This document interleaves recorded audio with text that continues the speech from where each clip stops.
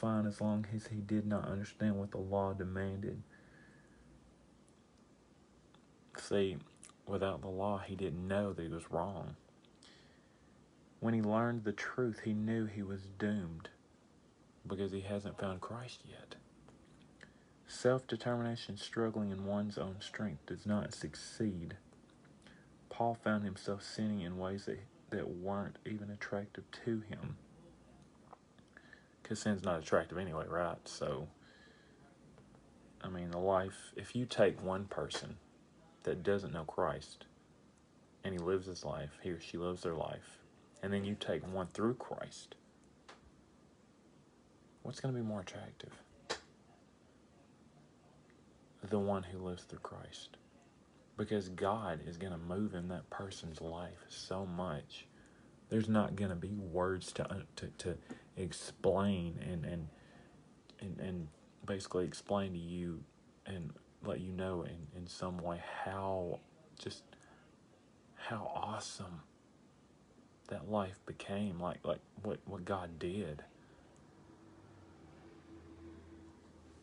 compared to someone who's trying to live on their own. Because this is what you don't see. I mean, yeah, there's some that that the devil allows us to live a life without trouble so that we won't turn to God. But there's some that behind the curtain, life is not so pretty for them. They're dealing with things that you have no idea they're dealing with. So when you walk by someone and you look them in the face or in the eyes, unless you can actually see that, you really don't know what's going on in their life. And if they don't know Christ, then I guarantee it's a lot worse than what you would think. They may look okay, they may smile, but behind that smile is a person more broken than what they even want to admit to themselves that they are. But then you look at someone through Christ, they may be like really broken, but you'll see peace, you'll see hope, you'll see strength, you'll see pure direction, you'll see perseverance, you'll see miraculous way of life. You'll see power through God's Spirit that helps them live that life no matter how difficult it is. And you'll see the Lord overcoming a lot of that, no matter what they're dealing with. Because He is the author of eternal life. And He is the one that gets us through life every day, that if we trust Him.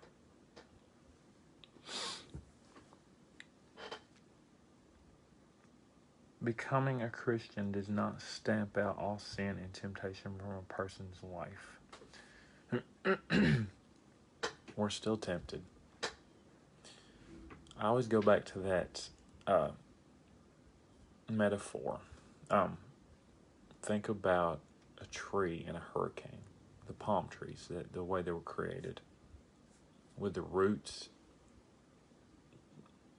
grown deep down in the dirt, in the soil, so that a hurricane cannot pull them out, and they're swayed back and forth, knocked every which way. I mean, even sometimes the leaves are still there, completely not harmed at all.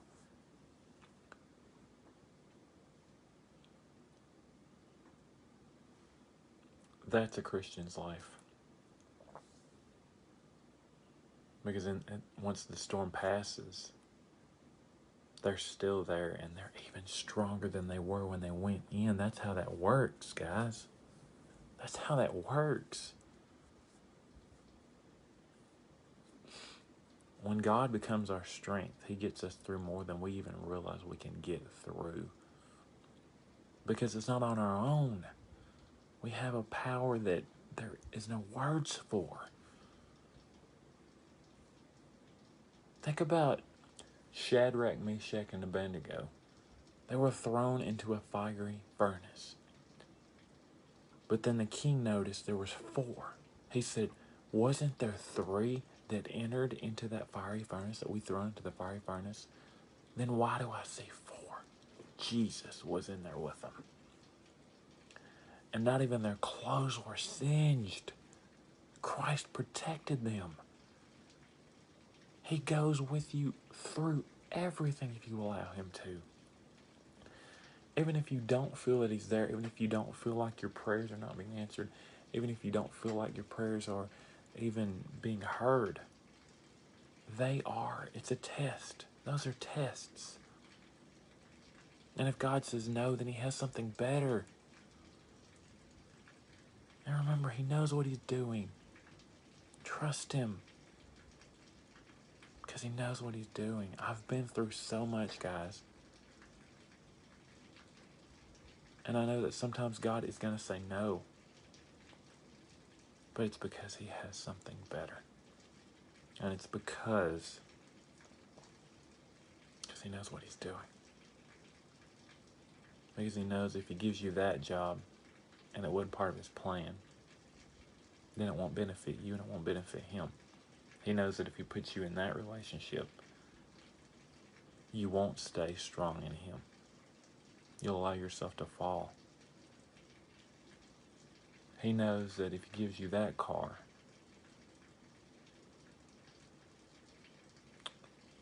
then that will become your heart. Because sometimes it happens that way. So guys, if he says no, then trust him. And if you don't feel like he's there, well, for one, it's not about feelings. It's about trust. And that constant peace is there, guys. Remember that.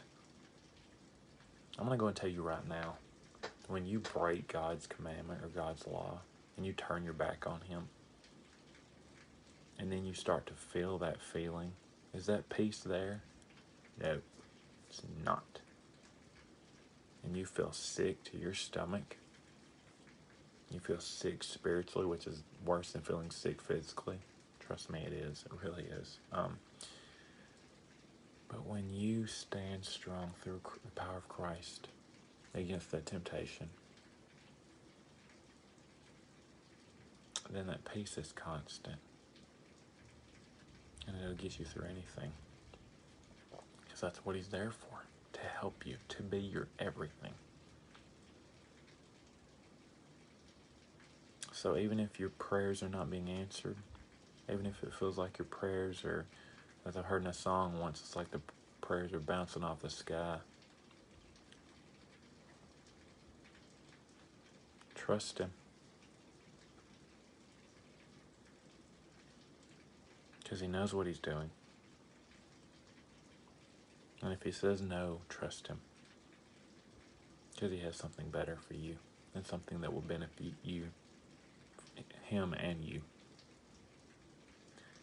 If he gives you something, he wants glory from it. It's for the glory of God. It's for his glory. So if he blesses you with something, he's going to expect praise back. And he knows, before he gives this to you, he knows how it's going to affect you. Or he wouldn't give it to you. He'd say no. That's why he says no. If the glory doesn't come back to him, the thankfulness, the praise, then he's not going to give it to you. Because if it doesn't benefit him and you, he's going to say no. Trust him. He knows what he's doing. He said no to me so many times and I didn't understand it. But then I came to the conclusion that if it doesn't give him glory, he's not going to let it pass. And so to this day, I'm thankful that he said no on a lot of choices, a lot of things I was praying for and waiting for, wishing for, if you will. So being born again takes a moment of faith, but becoming like Christ is a lifelong process. Paul compares Christian growth to a strenuous race or fight.